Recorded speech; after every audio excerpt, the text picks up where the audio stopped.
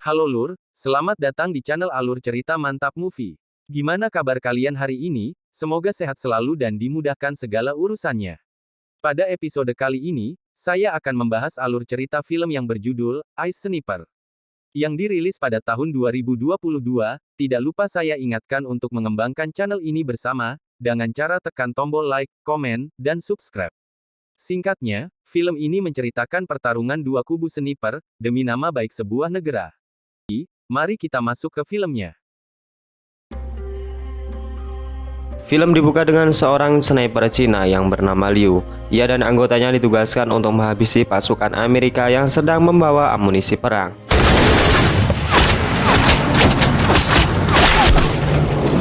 Namun salah seorang sniper mengalami kesalahan sehingga membuat satu orang target balik menyerang mereka.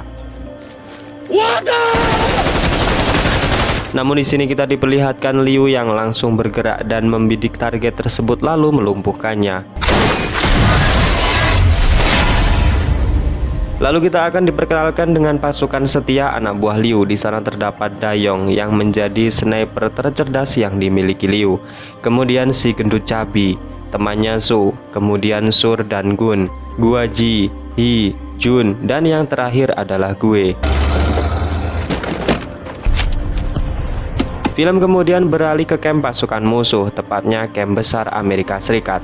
Di sana kita bisa melihat beberapa pasukan sniper khusus Amerika yang sedang mempersiapkan amunisi dan senjatanya. Pasukan khusus sniper ini dipimpin oleh seorang sniper paling mematikan yang dimiliki Amerika, yaitu John. Di saat mempersiapkan amunisi, pasukan ini dikejutkan dengan pemimpin besar pasukan Amerika yang bernama Kapten William. Sang kapten memarahi John karena melakukan misi di luar dari perintah atasan. John kemudian menjelaskan jika 2 hari sebelumnya mereka berhasil menangkap intelijen Korea. Di sana John berencana akan menggunakan sebagai umpan sniper yang sudah menghabisi pasukan Amerika. Dan kita tahu di sini jika sniper yang dimaksud adalah Liu dan kelompoknya. Di sana jelas saja Kapten William melarang John untuk menjalankan misi ilegal ini dan sangat berbahaya dan memalukan jika saja nanti pasukan Amerika justru dibuat kalah. Namun John meyakinkan Kapten William jika senjata dan kemampuan mereka di atas angin dibanding pasukan Cina. Scene kemudian beralih ke markas besar kamp pasukan Cina. Jenderal Song Pa memerintahkan Kapten Liu dan pasukannya menyelamatkan intelijen Korea yang sudah ditangkap Amerika. Di sana Dayong tidak diperbolehkan ikut karena sebuah alasan yang aneh. Usut punya usut, sang intelijen tersebut rupanya teman Dayong yang bernama Liang. Di sana Dayong memohon kepada Kapten Song Pa agar dirinya bisa ikut dalam misi. Dan karena Dayong terus menangis, Jenderal Song Pa pun mengizinkannya bergabung bersama dengan Kapten Liu yang sudah terlebih dahulu berangkat.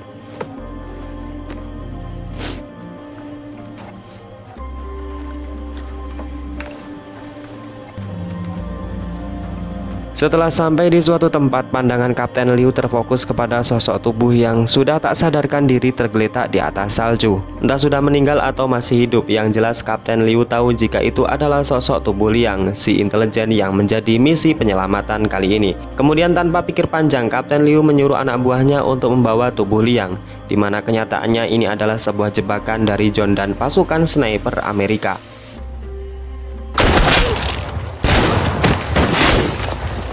Tak sampai di situ juga, John kembali bergerak dan membidik kepala mereka.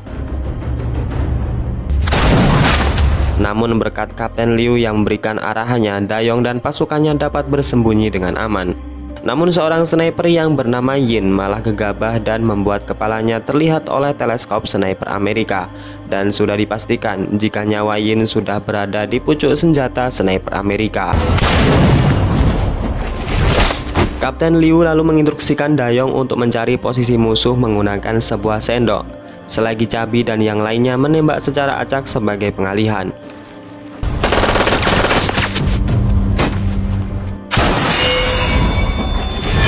Walaupun sendok tersebut berhasil ditembak sniper Amerika, di sini Dayong berhasil mengetahui di mana sniper Amerika sedang bersembunyi. Lantas kemudian ia memberikan informasi ini kepada Kapten Liu untuk kemudian ia selesaikan.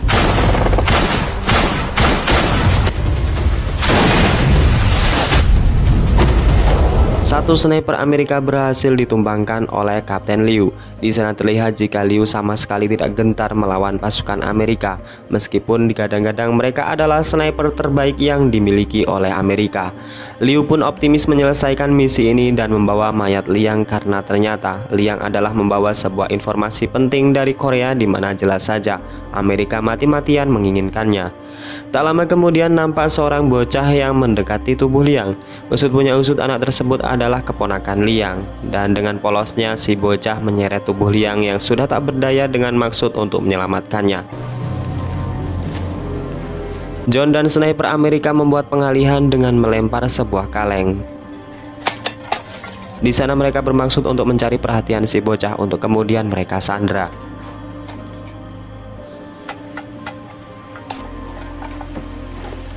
Liu yang melihat gelagat sniper musuh langsung melakukan rencana baru. Mereka tetap terfokus untuk menyelamatkan Liang dengan cara yang terbilang sangat ekstrim, dengan menggunakan kepingan baja tank yang diikat di badan Cabi. Ia mulai turun mendekati tubuh Liang sementara rekannya menahan dengan sebuah tali agar Cabi tidak kehilangan keseimbangan. Rencana yang terbilang nekat tersebut langsung diketahui oleh John dan sniper Amerika. Di sana mereka tanpa kompromi langsung menembaki baja yang melindungi tubuh Cabi.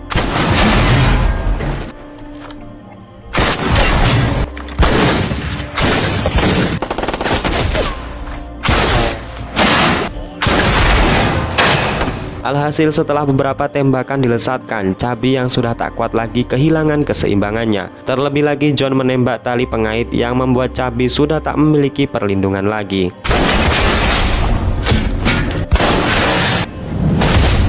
Cabi yang sudah pasrah hanya bisa diam sembari menatap langit, sementara John mengisi senapannya lalu menembak Cabi tepat di kepalanya. Kematian Cabi membuat pasukan sniper Cina mengalami beban mental. Mereka pesimis dengan misi yang terbilang mustahil ini. Namun Kapten Liu yang memiliki jiwa pemimpin dan pantang menyerah kembali menyemangati prajuritnya jika mereka tak layak merengek layaknya seorang bayi. Apapun yang terjadi nanti, yang terpenting mereka sudah berusaha yang terbaik sampai titik darah penghabisan. Tak lama kemudian si bocah yang tadi kembali menghampiri tubuh Liang. Rupanya sniper Amerika sengaja merencanakan hal ini, di mana si bocah diperintahkan untuk menyuntik obat adrenalin ke badan Liang supaya ia kembali tersadar. Teriakan Liu kemudian terdengar di mana ia berjanji untuk membawa Liang hidup-hidup. Liang yang mendengar hal itu kemudian menyuruh si bocah untuk mendekatinya. Di sana Liang jelas merencanakan suatu hal yang nanti akan terjawab di scene berikutnya.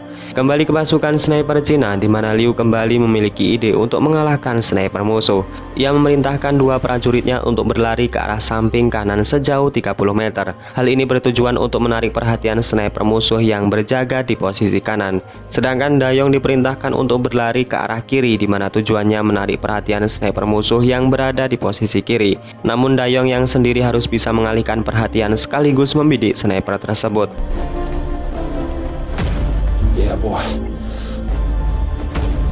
Rencana ini sukses dijalankan, di mana dua sniper musuh berhasil ditumbangkan. John dan sniper Amerika yang mendadak panik, di mana ternyata musuh yang mereka hadapi cukup mengerikan. John yang mulai panas melihat kesempatan di mana sebuah mortir aktif yang berada tak jauh dari pasukan Cina. Kemudian ia tembak hingga menghasilkan ledakan yang sangat dahsyat.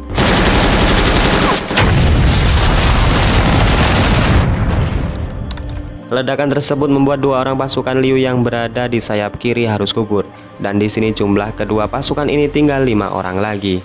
Kematian dua rekannya membuat prajurit Cina kembali pesimis dengan misi ini. Mereka merasa tak mampu melawan pasukan Amerika yang notabene memiliki senjata dan skill yang lebih mumpuni. Namun Liu kembali membakar semangat mereka. Di sana ia mengatakan jika menyerah sampai di sini, maka buat apa pengorbanan Cabi dan ketiga rekannya tadi. Mendengar hal tersebut, para sniper Cina ini pun kembali memanas dan bertekad untuk mengalahkan sniper Amerika.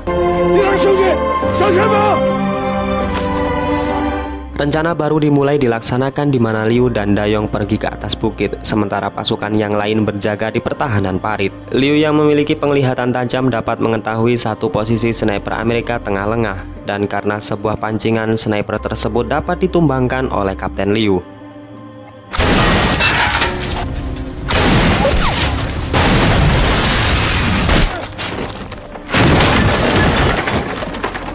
Dari kubu sniper Amerika juga tak kalah kehabisan akal. Mereka merencanakan suatu hal dengan mengajak sniper Cina bernegosiasi. John menyuruh anak buahnya yang bisa berbahasa Cina untuk mengatakan jika mereka akan membiarkan membawa Liang asalkan Liu harus menyerahkan diri. Liu yang mendengarnya langsung melepas perlindungan kepala dan berniat untuk menyerahkan diri. Bukan karena seorang pecundang, Liu sangat paham jika informasi yang dimiliki oleh Liang jauh lebih berarti dibanding nyawanya sendiri. Meskipun begitu, Dayong dan lainnya tidak setuju karena menurut mereka ini adalah sebuah jebakan. Liu meyakinkan jika mereka berniat menjebak, maka ia sudah tahu cara mengatasinya.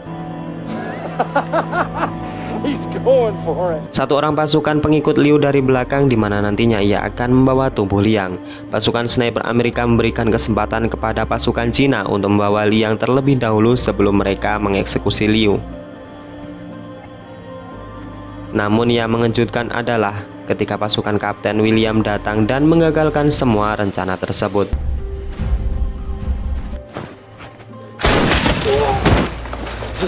Liu yang sudah tahu kemungkinan terburuk pun berlari sambil mengaktifkan bom bunuh diri yang berada di tubuhnya, sehingga pengorbanannya paling tidak menewaskan beberapa orang musuh.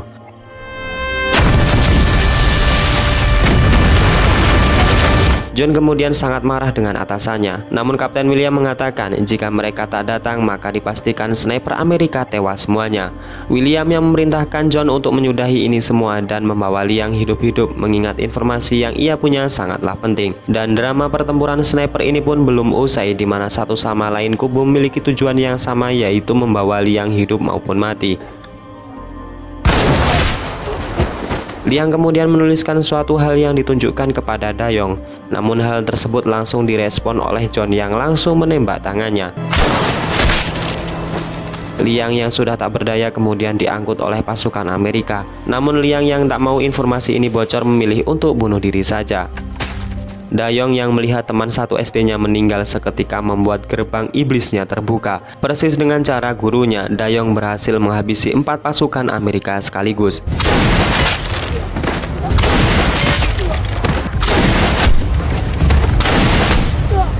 William yang melihat 4 pasukan ditembak musuh langsung menyuruh pasukannya menyerang balas dengan hujanan mortir yang bertubi-tubi.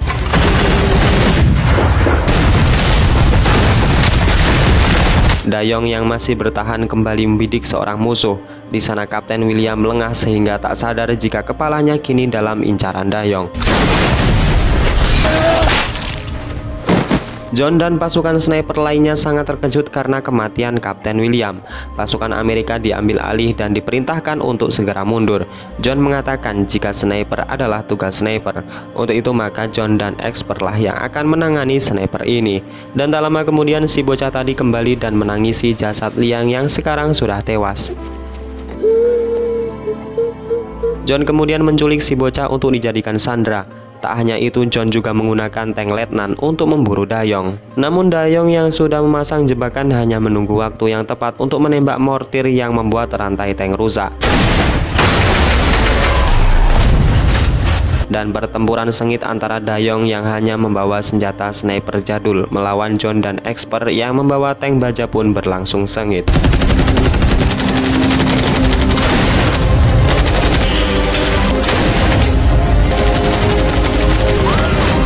Dayong terjatuh setelah terkena tembakan di bagian kakinya. Expert yang merasa sudah berakhir mencoba memeriksa dengan membuka kubah tank, dan kemudian yang terjadi adalah serangan kejutan.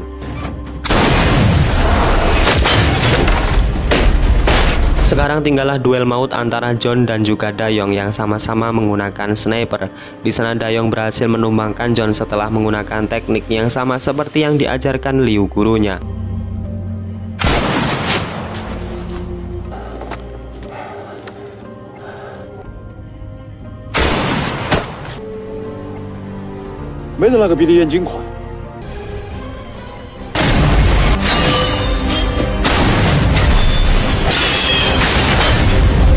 Selesai dengan itu, Dayong pun segera menyelamatkan si bocah. Di sana ia langsung mencari permen seperti yang dikatakan Liang kepadanya. Usut punya usut, Liang telah menyembunyikan informasi ini di sebuah permen yang kemudian ia letakkan di rambut si bocah tersebut. Di akhir cerita, pasukan Cina yang dipimpin jenderal besar mereka telah sampai. Dayong berhasil menyelesaikan misi ini dan satu-satunya sniper Cina yang berhasil selamat. Dan kemudian ia bertekad menjadi the next Liu, mengikuti jejak gurunya tersebut. Dan kemudian film ini pun selesai. Ya udah segitu aja guys alur cerita pada episode kali ini. Terima kasih sudah menonton video ini sampai akhir. Semoga jalan ceritanya menghibur dan dapat mengisi waktu kosong kalian. Saya Najah undur diri. Wassalamualaikum warahmatullahi wabarakatuh.